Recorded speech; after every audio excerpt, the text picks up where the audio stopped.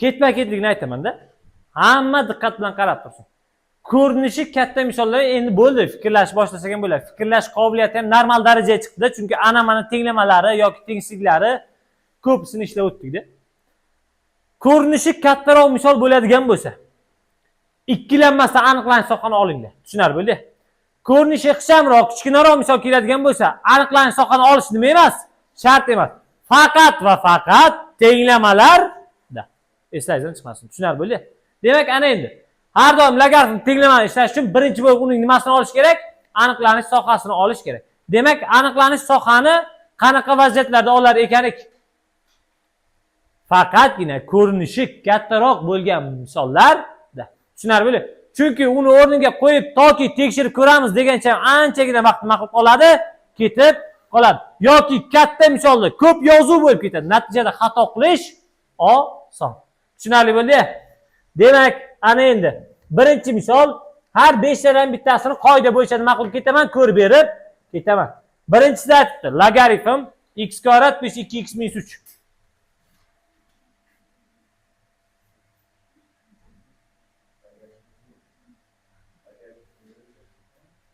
Only logaritm. Tak. Keyingisi logaritm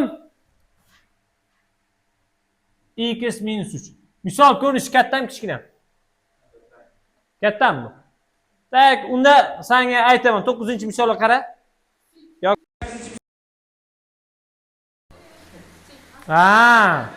Kichik ekan-a? Demak, bunga aniqlanish soha ko'rish shartmi? Yo'q. Xohlasangiz mana ko'rib ham qo'yaman, farqi yo'q. Aniqlanish soha birinchi logaritm x kvadrat minus 2x plus 3 katta 0 dan bo'lishi kerak. O'zi buni diskriminant 0 dan o'zi kichkinami? Demak, har doim musbat. Qayerdan bildim musbatligini? X kvadrat oldidagi ishora. Keyingisi ikkinchisi x minus 3 katta 0 dan. X katta 3. Demak, aniqlanish sohaga ko'ra x 3 dan nima bo'lishi kerak ekan? Katta bo'lishi kerak. Bu logaritmlarni nima qilib yuboraman? Yo'q qilib yuboraman. Qoladi oddiy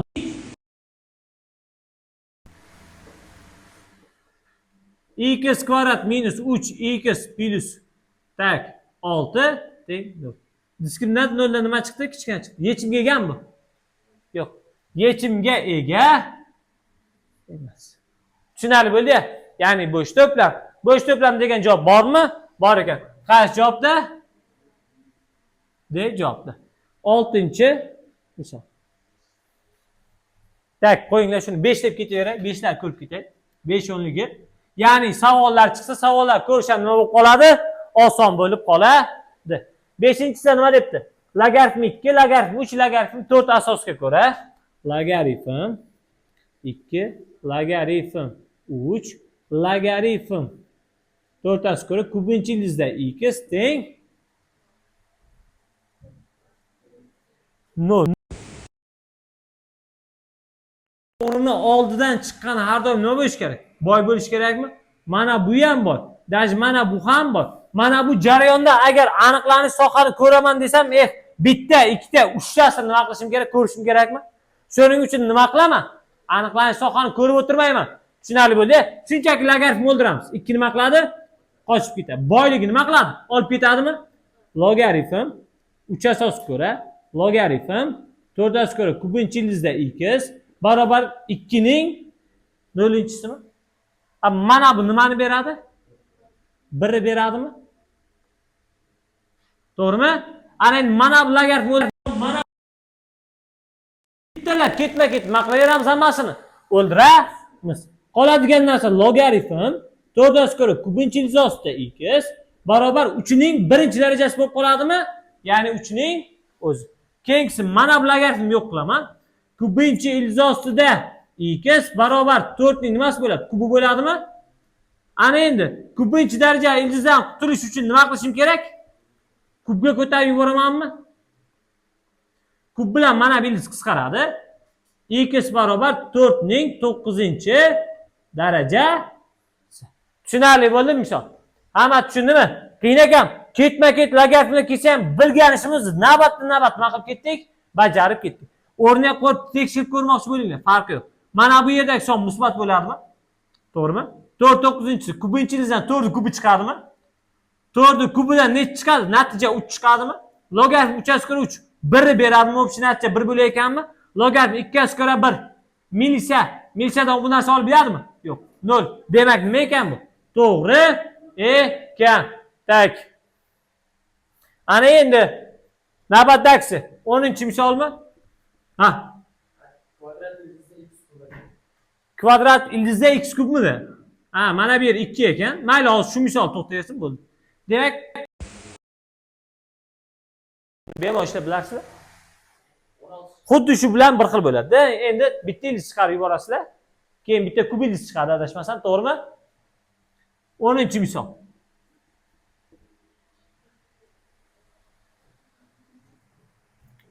Tak, tenglamani yeching debdi. Logaritm 4 asosga ko'ra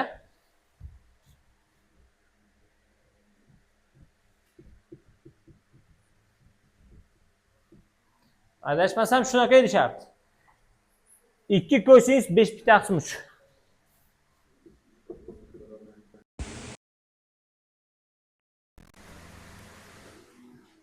Ana endi qaranglar, mana sizlarga kosinusni kelyapti-da.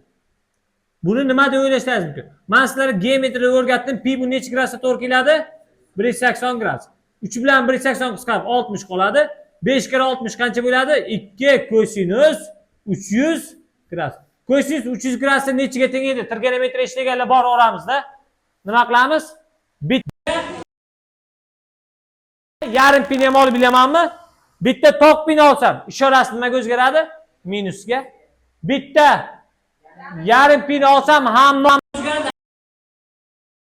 2 sinus necha gradus qoladi? 30 gradus. Ya'ni mana bu 2 sinus 30 gradus beradi. Yoki sizlar jadvaldan yoki kalkulyatordan kosinus 300 deb yozsangiz bo'ladi, bemalol. Bu oddiy son bu. Sinus 30 gradusda 1/2 ga teng, oldagi 2 bilan natija nima berar ekan? 1. Demak, tenglamani sharti logaritm 4 asosga ko'ra 2 qo'shilgan ildiz x plus 3 barobar nima ekan? 1. Ana endi qaranglar, ko'rinishi kattami, kichkinami? Kichkina aniqlash soha olish shartmi? Oxirida nima qilib ko'ramiz? Logaritm o'ldiraman 4 nima qilib ketadi? Qochib ketadi. Boylik olib qochib ketadi. 2 qo'shilgan ildiz x plus 3. 4 ning birinchisi bo'lib 4 bo'ladimi? 2 nima bo'lib o'tadi? Nimaga ko'taramiz ana endi? X plus 3 teng 4. X teng necha chiqar ekan? O'rniga qo'yib ko'ringlar. 1 ga 3 qo'shsam 4, 2 chiqadi, 2 ga 2 qo'shsam 4. Logaritm 4 ni qidirayotgan edi, oldidan 4 chiqdi. Kepkasini oladi 1. To'g'ri ekanmi? Demak, bu bizlar nima qiladi? Qanoatlantiradi. Agar aniqlanish sohani olmoqchi bo'lsangiz, nima qilasizlar? Aniqlanish soha birinchi ichkaridagi ildizdan olinadi. Chunki uning darajasi juft. Bizlar bilgan aniqlanish sohalar qayerda bordi? Mahrajda, juft darajali ildizda va nihoyat ana endi logaritmda ham aniqlanish soha bor. Demak, birinchi ildiznikini olsam, ichkari 0 dan katta yoki teng. X katta yoki necha bo'ldi? -3.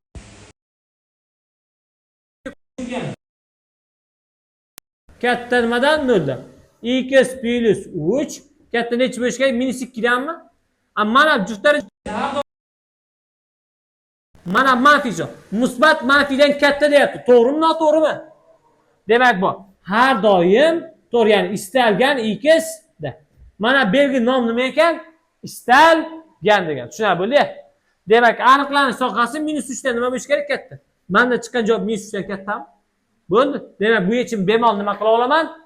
Olib bilaman. Ana endi mana shu yerda yozaman. 15-misol.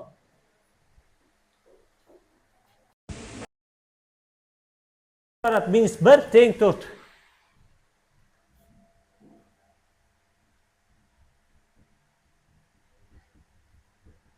Shunaqami deychimi? Sharti -2 mi-da?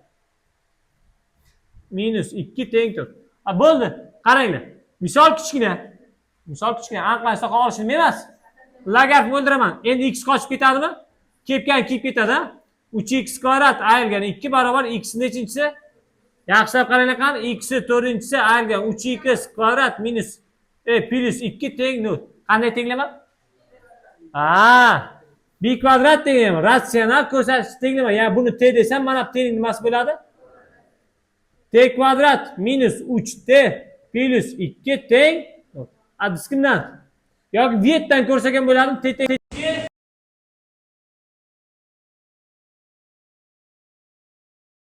plus minus ildizda 2. X teng plus minus 1. Javoblar qaranglar.